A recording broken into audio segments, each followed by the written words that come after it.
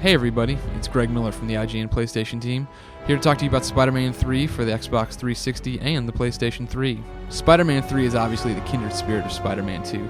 That sandbox gameplay everyone fell in love with is back, along with 42 missions for Spider-Man to compete in.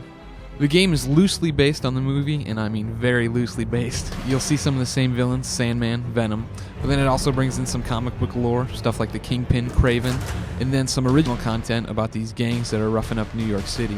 And of course it all falls to the shoulders of Peter Parker to save the day. So the one thing everybody loved about Spider-Man 2 was web-slinging and the random crimes. Yeah, they got repetitive, but at least they were there. It seemed like we were making progress in this sandbox superhero world. And the good news is that those side missions are still there, and they're still somewhat fun to do, and they're not nearly as repetitive as they were in 2, but it just doesn't flow the way it should. Obviously, jumping to next-generation systems, Spider-Man 3 looks really good at first glance. His web-slinging is very fluid, the buildings look nice and realistic, and just overall, you get that initial feeling of, wow, this looks really, really good. But just like with Spider-Man's black suit, as time goes on, something sinister is amiss. First thing you'll notice when the screen gets filled with stuff, whether it be buildings, enemies, pedestrians, frame rate gets really, really choppy, and it'll immediately throw you off from that fluid experience you initially had. Combat is the most basic of button mashing. You jump into the air above a group of enemies, start alternating between two buttons, and lay waste to everybody. There's no thought needed in it, and there's a lot of it to do. Making it worse, seeing as how there's 42 missions, is that the bosses are terrible.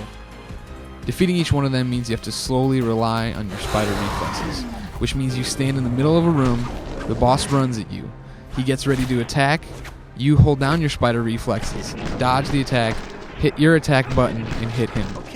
Basically, he swings, you counter. Repeat over and over and over, ad nauseum. As far as storytelling goes, Spider-Man 3 falls flat. Spider-Man 3 definitely acts as the kind of the cliff notes to the Spider-Man 3 movie.